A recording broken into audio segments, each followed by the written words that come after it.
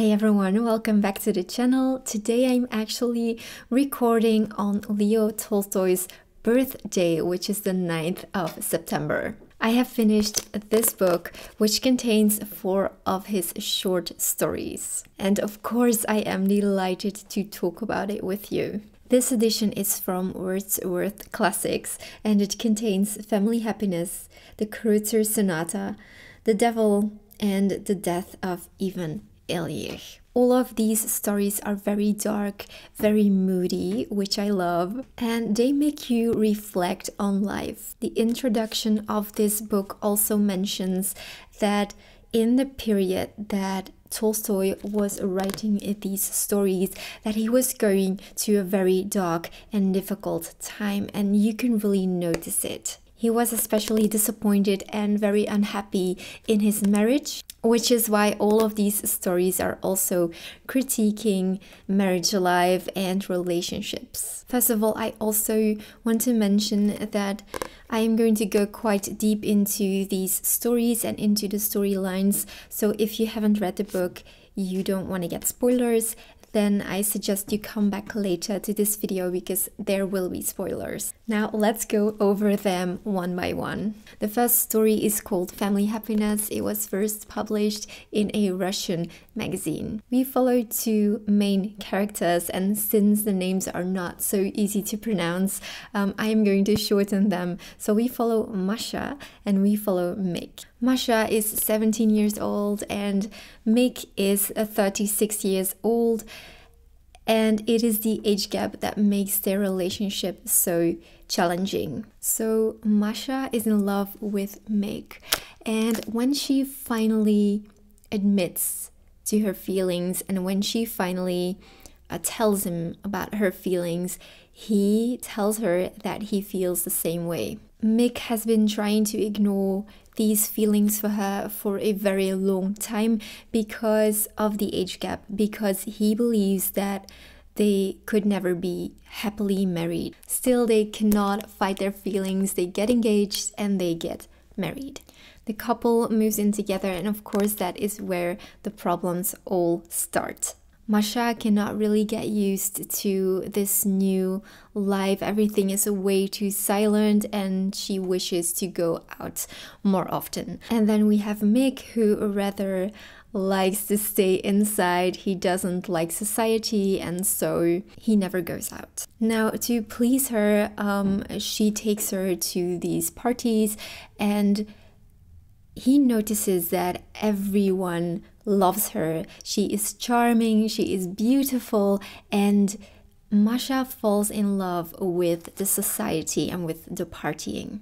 At first he is pleased about his wife's success, but then after a while he starts getting annoyed at it. It quickly becomes clear that they share a lot of differences and they slowly start to drift apart. Suddenly Masha feels very sad because she remembers how it felt like to be in love, and she misses this feeling that she had in the beginning of their relationship before they started moving in together. It really pains her that she doesn't feel the same way about her husband anymore. Masha gives birth to 2 healthy sons, and she talks to Mick about their lost passion, and he says, "I still love you, but I just love you differently." Now, this explanation that he gave her really resonated with me. Let me read it for you. "Time is to blame for that, and we ourselves.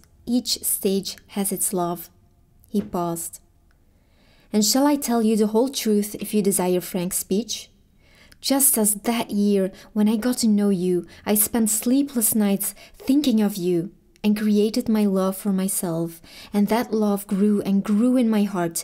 In the same way in Petersburg and abroad, I spent awful nights without sleep and crushed, tore to shreds that love that was my torture. I did not crush it, but only what tortured me. I found peace, and still I love you, but with a different love." Masha isn't really content with his answer, but she accepts the truth anyway. She realizes that she needs to come to terms with this new feeling of love that she's feeling for her husband, and that things will never feel as they felt in the beginning. The ending was a little abrupt.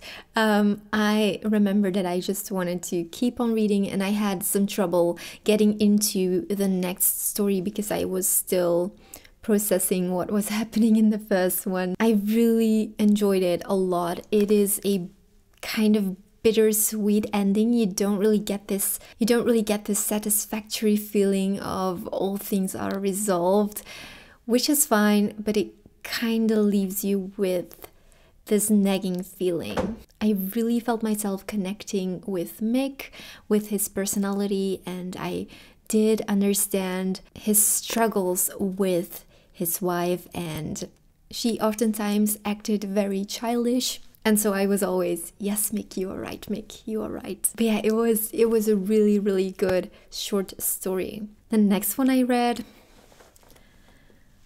God, that was The Death of Ivan Ilyich. I am still thinking about this story. It hasn't left my mind, which is a good thing. It was harsh. It was gloomy. It was moody. I love moody stories. I love this gothic vibe. I love stories that make you reflect on life and that make you think about death. This one was published in 1886, and we follow the struggles of a dying man.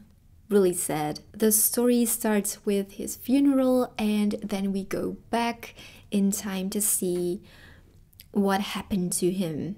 So one day he experiences this nagging pain in his stomach.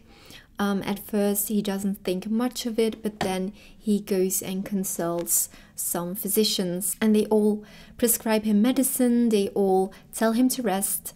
Apparently Tolstoy wasn't too fond of doctors, and it really shines through in this short story.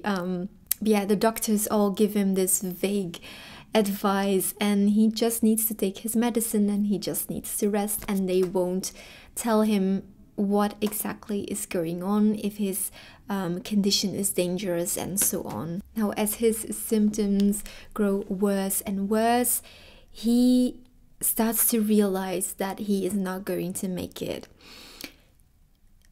And the thing that really got to me was how alone he was feeling. Like, his wife wasn't supportive at all. She was constantly saying, well, you don't sleep enough, you don't take care of yourself enough, and like, it was always Ivan his fault that he was sick, and he needed to try better to get better. As he realizes that his death is approaching, he starts reflecting more and more about what he did in his life and why he is getting punished. Did he live his life the best way possible? What did he do wrong, and why is God punishing him now? He's only in his 40s. Why did he deserve to die? Why must he suffer so? There is this young servant boy who really takes care of Ivan during the process that he is sick, and this was really heartwarming, and all of the madness and all of the tragedy that was going on. The story made me think about how precious life is, how fleeting it all is, and how we need to enjoy every single moment. It also made me reflect on all of the diseases that we can cure nowadays, and that killed people not so long ago, people that should have lived and that could have lived if medicine would have been more evolved. And this really got to my heart. Like, it made me think, so many people died so young, way too young. To give you an example how horrible his wife was, she says, "Why, he won't listen to me. He doesn't take his medicine at the right times. And what's worse still, he insists on lying in a position that surely must be bad for him, with his legs in the air."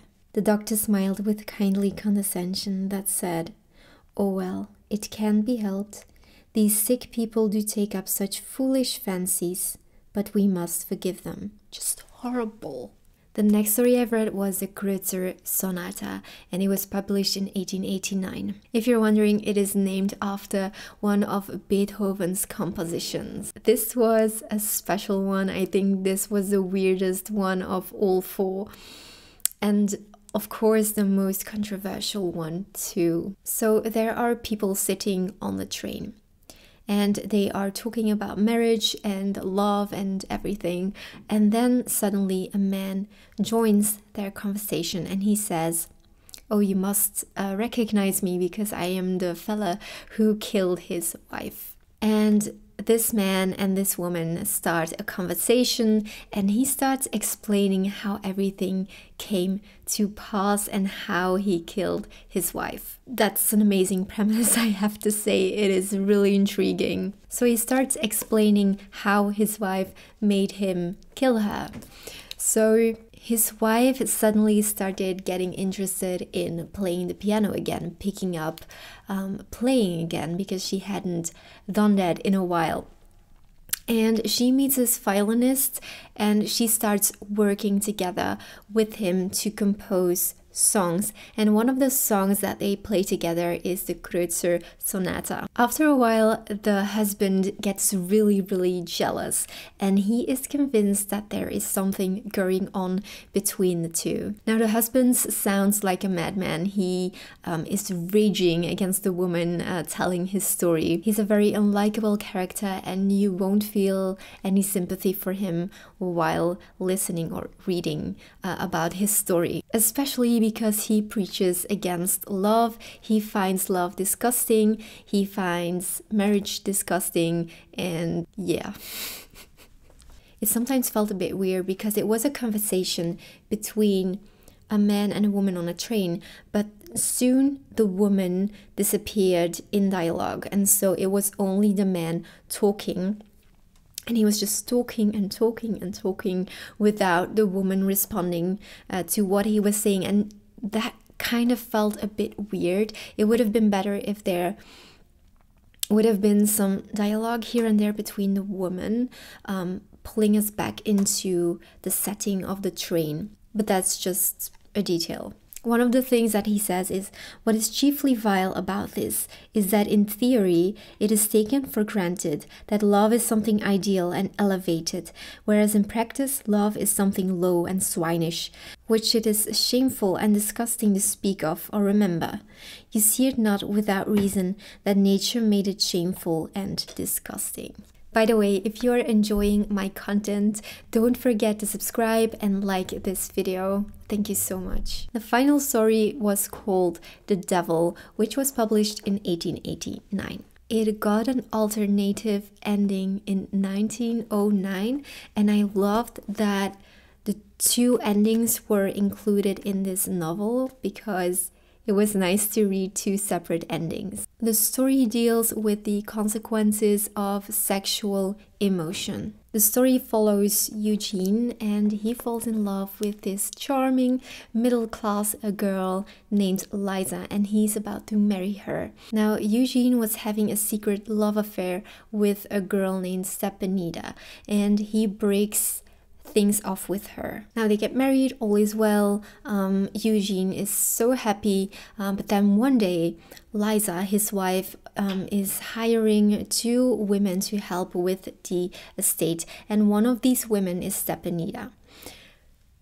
Eugene kind of freaks out because he thought that he didn't have these special feelings anymore, but now he feels that there is this sexual tension between them, and he tries to smother those feelings. He cannot stop thinking about her. He watches her dancing. He tries to meet her several times, but his attempts always fail. He's really getting obsessed with her. The one thing holding him back is that when people would discover the affair, it would cause a huge scandal. And by the end of the story, he has convinced himself that there are only two options, and those are the two endings. So the first option is to kill Stepanida, of course, obviously.